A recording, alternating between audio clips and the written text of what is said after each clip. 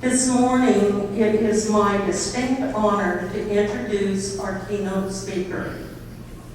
Ladies and gentlemen, please welcome Marine retired, Purple Heart recipient, my friend, Mike Strahle.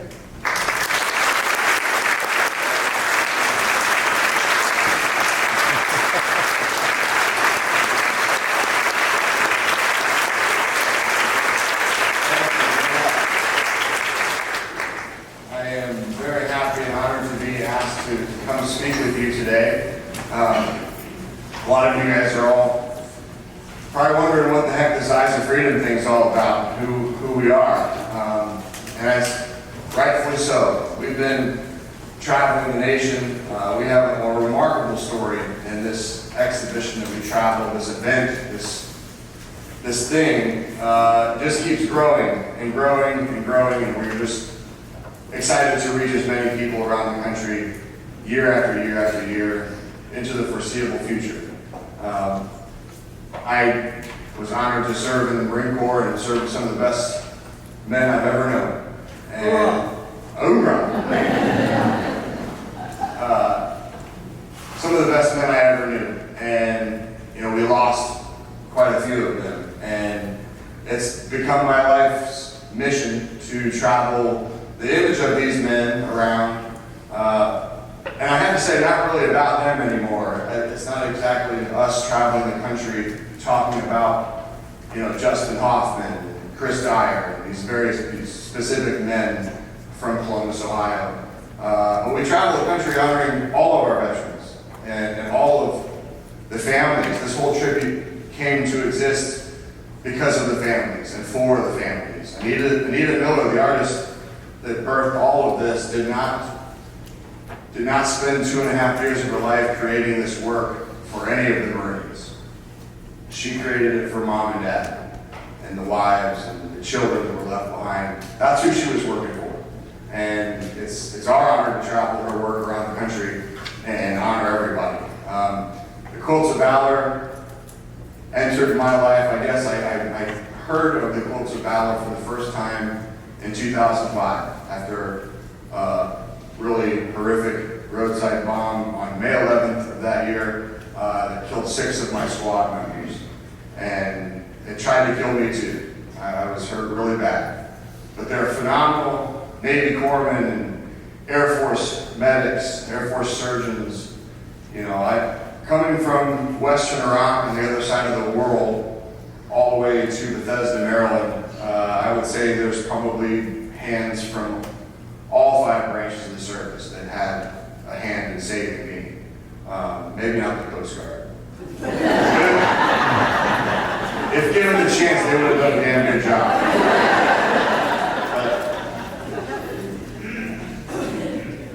But you get to the National Naval Medical Center in Bethesda, Maryland, and I had a Quilt of Valor there. Getting out of the ICU, given the news of some of the members that didn't make it. And I've been unconscious for 10 days at this point. I still don't know which of my friends made it or not. And Quilt of Valor was there.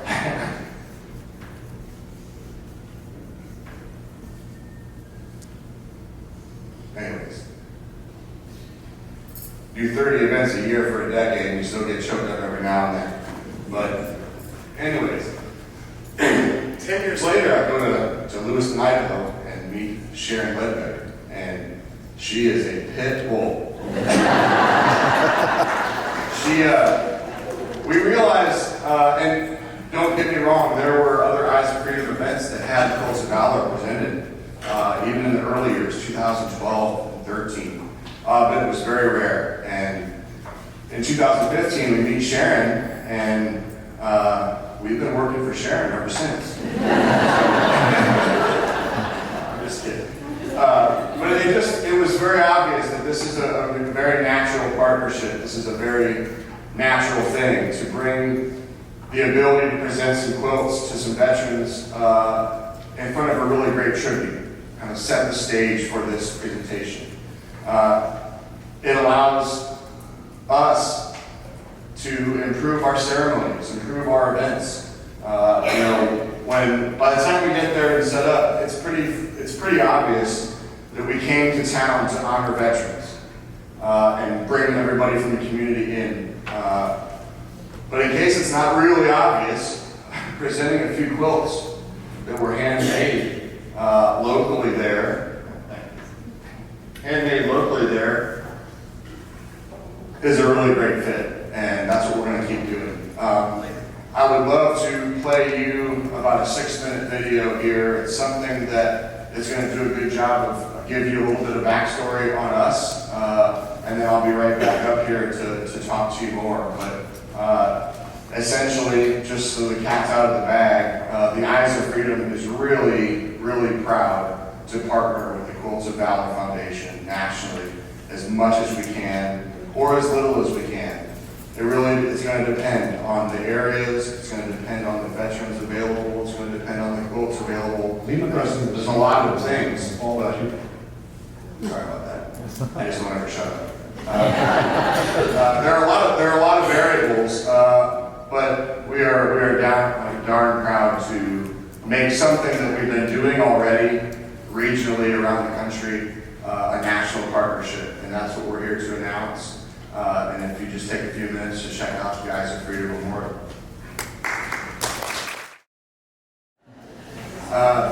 Just to give you a little bit of an idea what the tribute is and what it is that we travel, why we travel. But I would have to use the few minutes that I have remaining here, starting all the way back in 2005, and talk about what we were doing there.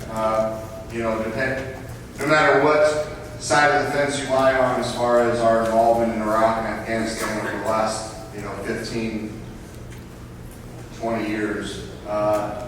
We got there in 2005 to a Western Iraq that its civilians needed our help very bad.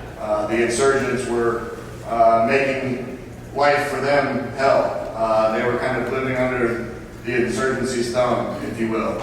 And we went over there with a couple other units, and we changed a lot of that.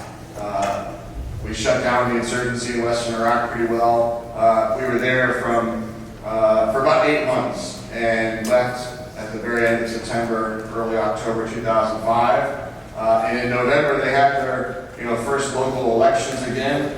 And in 2004, in November of 2004, they had less than 3% of their population show up to vote, because when they showed up to the vote, the insurgency was just murdering anybody that cast a vote. Okay. It seems pretty gnarly to think about, especially from a very comfortable seat here. But that was reality. And in November of 2005, after a lot of really hard work was done, they had a voting rate show up to the polls of 83%.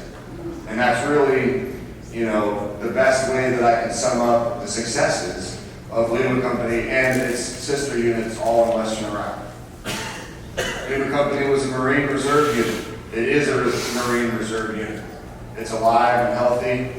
It's done 2 deployments to Afghanistan since our time in Iraq in 2005. Both of them very successful. No losses there overseas. But in 2005, we lost 23 of 185 men. And because it's a reserve unit, most of these men were from Central Ohio. I think 17 of our 23 men that fell are Ohioans. So instead of the media, and I'm not going to stand up here and criticize the media, but instead of the media talking about how much ass the company kicked over there and how much good things were being done, a lot of the focus, unfortunately, had to shift to the losses. Now that Anita sees everything on the front page, like I said earlier, her heart broke as a mother. I don't think, her heart broke as much as a patriot on that morning than August 5th. August 3rd was the largest roadside bomb that any U.S. forces had hit in the country. And by August 5th, 2 days later, it was on the front page of every newspaper in the country. And, Anita sitting at home, she's heartbroken as a mom. And she has, I noticed earlier, Tammy, on the front QOV logo, it said something about, it started with a dream. The very bottom right one. Started with a dream, ... And very much similar to the Quilts of Valor, that's exactly how the Eyes of Freedom started. It started with Anita Miller waking up in the middle of the night about 2 months after seeing all of that front page news. She was awoken with a dream. And it was a dream of these life-size portraits that she envisioned, very, very detailed, in a circular fashion on the floor of the Ohio State House Rotunda. Beautiful marble floor, 140-foot vaulted ceiling. That's what she envisioned. And it took her almost a year to see that through, to see it, to get started, if you will. She had a heck of a time getting contact information for all of these families. Rightfully so, those of you that have worked with any of the military or their families. It's kind of a tight-lipped community. They don't just give every crazy artist that calls on the phone the directory, you know. But Anita reached out to them for their blessing to do this project, and she needed photos. She needed photos to work from because she never met any of my friends. You know, she needed 5 or 6 photos from mom and dad so that she could do her best in painting them in life size. 2.5 years after that initial vision, they unveiled on Memorial Day of 2008 on the floor of the Ohio State House Rotunda, just like she envisioned. At first, all the families just submitted photos, and it was kind of a distant relationship there. Of course, all the families, their world has just been turned upside down. So they're not talking to a whole lot of anybody. But if you can think about this 2.5-year period, that second half was completely opposite of that. All of the families started to migrate back towards Anita, back to the studio, curious about what this lady's been up to, seeing if they could see any of the portraits. And eventually it evolved into this large team project, if you will, where moms and dads of these fallen Marines are able to actually help stretch the canvas that their son's about to be painted on. Cool stuff. And all of it is the process of healing. Exactly what Anita wanted to do with these portraits. That's the only reason she started this whole thing. In 2012, all of that changed. R&L, the truck line, came on board. All of the portraits were reframed in aluminum. Instead of taking 8 hours to set up, you can have a few people spend an hour and get these on display for the public to see. All that work was done, and then I got the vault in. Hey, anything else need done? Because I can circle the block, you know. But I got to come on board when all of this was done, and it was primed and ready to have a leader, have somebody that was over there with the guys, and somebody to be kind of a face with this mission. And it's been, you know, my full-time job running this nonprofit and getting these guys on display since February of 2012. It's been an awesome, awesome road. And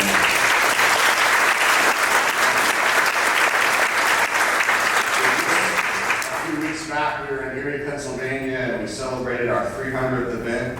I'll give ourselves another round of applause. Big milestones, and you know, Quilts of Valor has been a part of it for a lot of these events. And we've just not been doing it in a formal fashion. I really don't know if we're still going to do it in much of a formal fashion. We're still going to be shooting from the hip and just making it work. But really, you know, we're excited to take the step and get kind of a process set up. We're going to have the Eyes of Freedom will have a liaison that anytime we get a request, I can contact and we can get those local chapters and local quilters that might be able to answer the question of how many quilts do we have available? Do we have any available? This will all be formalized and passed to you at a later date, but we're really excited about this. In the Vanguard, is it the Vanguard? We've got a very small set of those easel prints. They're just replicas of the large oil paintings, and and we've got a very small replica of Silent Battle, the sculpture, for you guys to view. I'm going to be over there to answer any questions and talk with everybody today and most of tomorrow too, I believe. But the silent battle, the sculpture that we have, that we unveiled a few years back, it literally is almost a whole second mission. With the unveiling of Silent Battle, I would encourage everybody here, if you just remember Eyes of Freedom, our website is eyesofreedom.org. Right on that homepage is a documentary. It's about 30 minutes long. It's called The Promise.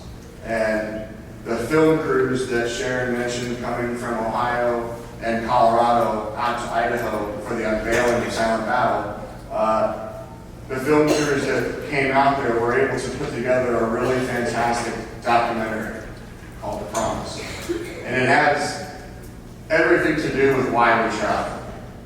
We happened to be on display in northern Minnesota with just the portraits, doing exactly what we've been doing since the beginning. Set it up, put our flag in the ground and rally everybody around. Okay? Utilize the media, utilize any network that we can to inform everybody in that area to come. Well, Brian Zimmerman is an Army soldier that served in the 1st Gulf War in 1991. He was on his way to work and sees our tractor trailer parked out front of the art museum that we were on display. And it was enough to make him curious enough to turn around and stop. I happened to be taking a phone call on the front porch there, or front sidewalk, and Brian walks in, and 5 seconds later, Brian walks out.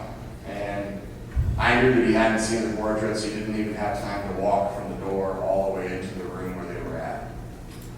So I hung up with whoever I was with very abruptly and was able to snag Brian. He was running away from it. He did not want it to be something so unexpected. Knowing that he had to go to work, he was avoiding it. I don't know whether he would have planned to come back or not. I've never asked him. But I was able to drag him back inside. And we were able to see the tribute together. And Brian didn't go to work that day. Brian spent the day with me. Brian spent the day with me and 23 of my buddies. And didn't go to work the next day either. And I think on the 3rd day, he brought in his medal, his Kuwait Liberation Medal, which I believe is still the only medal worn by any U.S. service members that was actually provided by that country. I believe the Kingdom of Saudi Arabia bought all of those medals for all of our service members in 91. I always thought that was a really cool fact. But he brings his medal to us, and he wants us to display it and travel. We've been traveling that medal right in front of my platoon sergeant, Anthony Goodman, in the portrait, because he's the only one that served in the 1st Gulf War out of all the guys we lost. We've been traveling that medal proudly ever since. And we've been talking about adding something to the portraits to bring light to this veteran suicide epidemic that in this room we're all very well aware of. And Brian's story, it wasn't until we had a true life, living, breathing success story that it was kind of the shove for Anita to go back to work. This beautiful, full-size bronze sculpture of a service member, fresh off a mission, barebacked, trousers, boots, looking at his dog tags of a fallen comrade. That image, that sculpture, is Anita's first crack at clay. Her first huge project. And she nailed it. She nailed it.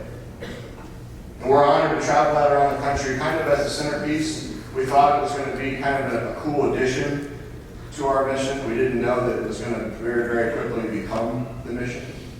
But we are honored to travel that, both the portraits and Silent Battle, in unison around the country We do roughly about 30 events all over the country in a year.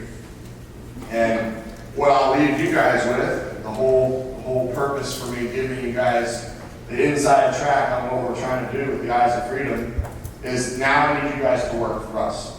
I need you guys to take action. You know, there's one of two ways that'll happen. One is we would love for you guys to participate in our event when we come to your town. Spread the word, invite everybody that you know, post on social media because we're really bad at it. That's a huge help for us. Secondly is hosting. Not you specifically, you don't have to do all the work. As Sharon can answer many of your questions, it takes an army to do a really great Eyes of Freedom event. But if you guys have leads on where this tribute would look amazing at, you know, I would encourage you guys to kind of form a committee there locally, contact us, and we've been doing it so many times that we have a lot of the tools to make it really easy. Maybe not really easy. Maybe not really easy. But it's a really great thing to be involved with, you know. We don't want you to use any of your funds for the quilts that you're making. We don't want you to use any funds at all. We just need to know where this tribute needs to be seen. And I believe we've been to 33 states so far. I just met Harvey in the back. And I don't believe we've ever been on display in South Carolina, Sean. Have we been in South Carolina? No. We've been to 33 states. We got a lot of work to do, folks. And let's have a great few days here.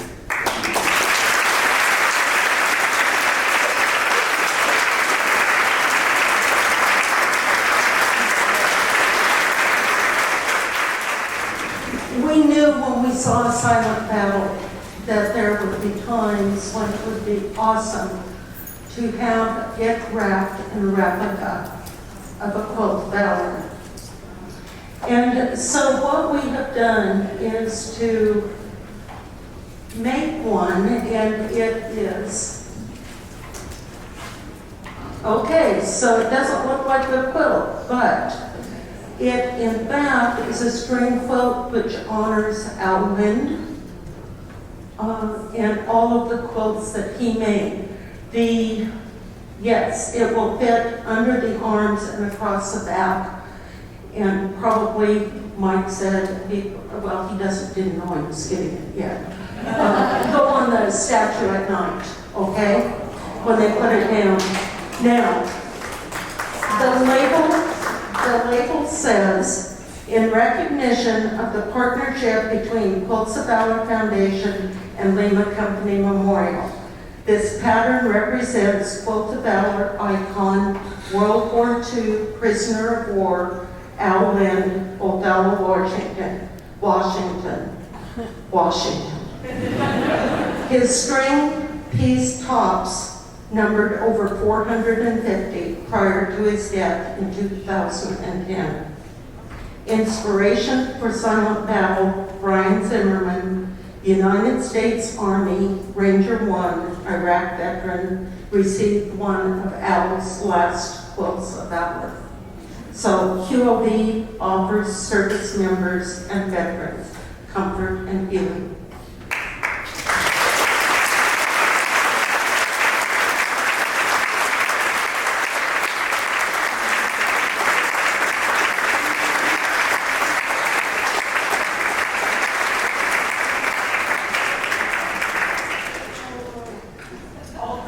We will be proud to use this every night.